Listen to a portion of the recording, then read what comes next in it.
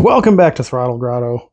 This week, well, in addition to working on the headers, which I'm not ready to show you guys yet, finally got all the pieces I needed for the seats. And it's the big reveal at what seats are actually, well, going in, but already in the Z4 project. Now, this car is already kind of a mutt. We've got an Italian motor, a Japanese transmission, a German body. I really want some JDM wheels, but I haven't been able to find anything really cool in an 18 yet that I really like to go on this car. So in mutt style, I was kicking around Facebook Marketplace probably 8 or 9 months ago, and I came across these seats, and well, I'll show them to you. So I came across these Johnnies, and let me tell you, they are comfortable. Oh my God. So I've got these mounted in here with just some rails that I bought off of eBay. And if this is an indication of what they are, well, then you're way better at looking at seats than I am. But whoosh, look at that. We've got some Gallardo seats in this car now. Black leather with white stitching. Doesn't perfectly match the car. You know, it'd be great if it had like a colored stitching, or if they were, but seats are in really, really, really good shape. I've got them covered up because I'm doing a bunch of metal work in here and trying not to get them all grimy, but I needed to get them in the car and out of the way. Those of you that are actually watching the episode instead of just letting it play in the background will see that I'm missing a key component here, which is the airbag. And it's one of the reasons I got them cheap. Well, cheap for Lamborghini seats. But I have a solution. All right, in true Matt Armstrong fashion, I did some Googling, and for a 2005 Lamborghini seat, the part number for the left side, 8H08800241. Now, if you $544. If you guys know Audi parts, you know that is also very indicative of Audi part number. And look what came in at my local pick and pull today. A 2005 S4 with seat airbags.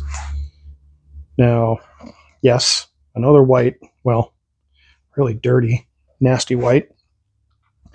But I have a plan. But first, I need to make sure they fit. Here we have driver's side airbag 8H08800241. And yes, I just cut the wires because we're not going to be hooking up these airbags. They're just going to be in here to plug the hole and make it look like a complete seat. And that does look like a complete seat now. So I need to come up with a way, which this is vinyl. Should be pretty easy to just use some. I've got some bumper and trim paint that I'm going to try spraying on here. I'm going to wipe these down real quick with some, get all the dirt and oils off of them. And I'm going to try to paint these black and see how that goes. For this trick, we're going to use vinyl dye in a can, some black satin. Should be a vinyl or cloth seats, carpet and dash. Should be a pretty good tool to use for this job. And a little bit of iso alcohol. Just gonna wipe this thing down. Make sure there's nothing on here that'll cause this stuff to bubble up, including my own hand oil.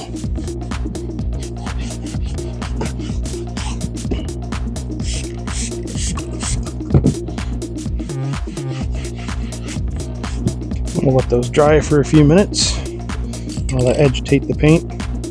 You're terrible paint. You're the worst paint ever. You're just annoying. You're pissing me off. Well, let's see how this goes.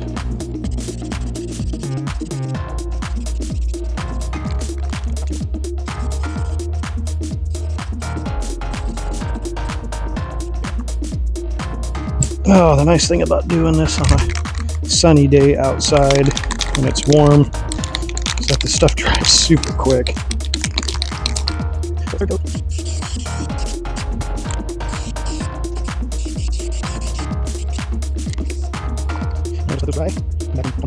Come back in 20 minutes or so and see how they look. All right, while we're letting those things dry outside, I am going to go ahead and move these seats. Now, I've already kind of figured out what needs to happen for that.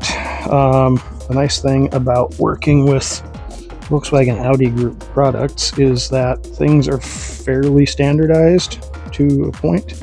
All right, so the key to the castle here is this little plug that I got from, I think this is from a Mark IV heater control. It's basically a standard 8-pin with the two, I guess, locating prongs on the top. I also bought one off of eBay that has a lot of the same color wires, but through some trial and error, I figured out that looking at the plug, it's these two right here next to my thumb that control the power for all the seat motors. So very, very simply, what we're going to do is we're going to use, I need more hands. I need to be an octopus to do this. My handy shop assistant behind me here so we can see what's happening. And then basically,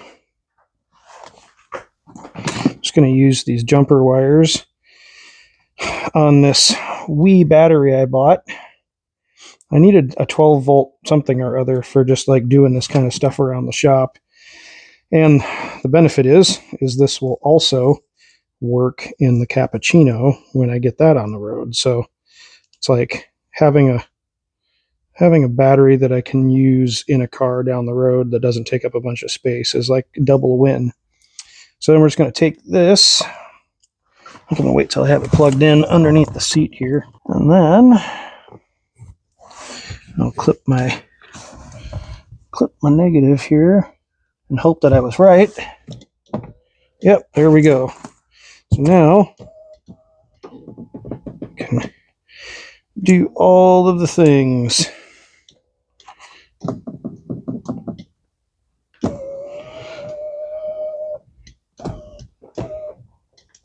And hope that they go back far enough. So otherwise, I will have to pull them out and redo where they mount on the seat.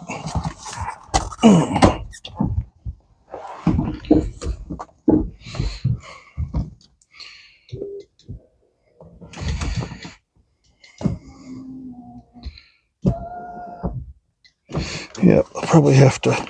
Now I just got to do that to the other side so I can get the seat back reclined a little bit. Same thing on the passenger side.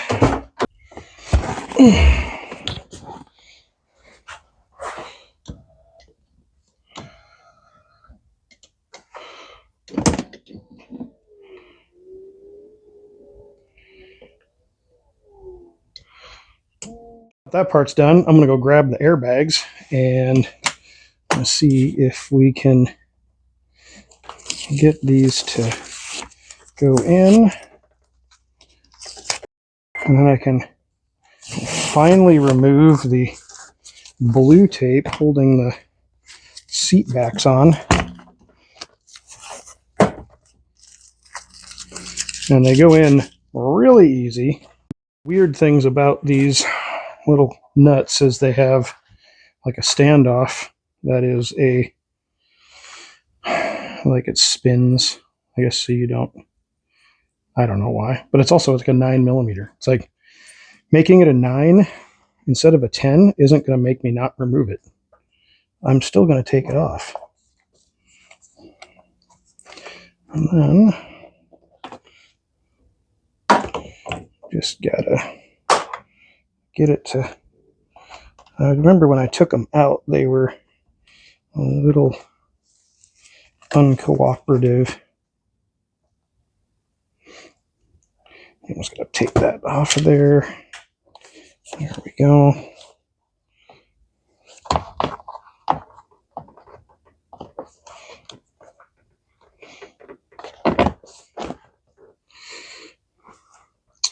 And then just these two nuts hold it on from the inside.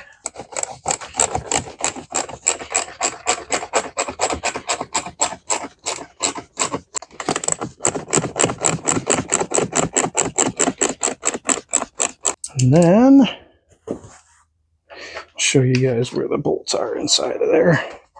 So there's one up there, and then one down here.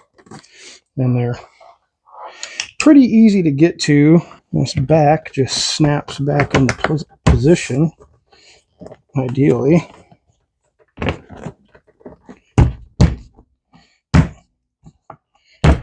And there we go. I don't know if satin black was what they used, but it doesn't look terrible. It looks way better than a giant hole hanging out there. All right, the interior of the Z4, aside from the dash being missing, can't help that right now.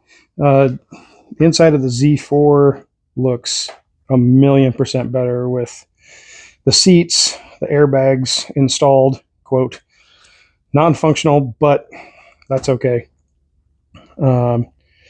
There's probably a way to make these work.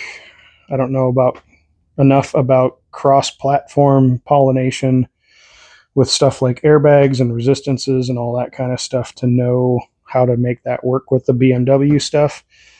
So I'm not going to worry about it, because if I put a set of Recaros in here, I wouldn't have airbags anyway.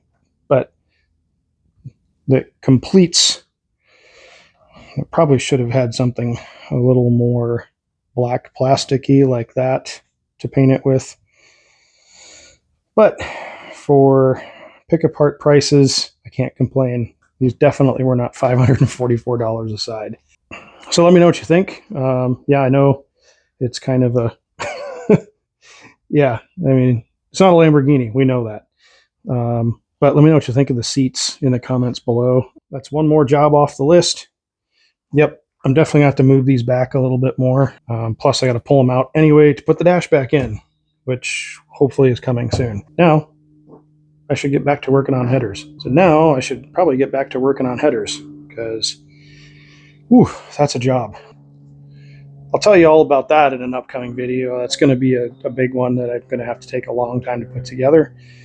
But suffice to say, headers are a pain. So that's all from Throttle Grotto for this time. Sorry, my mouth is kind of messed up. I had oral surgery and a bone graft put in my jaw back here like earlier this week. So if I sound funny, that's why. I don't think I'm going to take a nap because I'm still tired from surgery. But got to get stuff done. Got to keep moving. Stay on the grind. Until next time, get out there and work on something.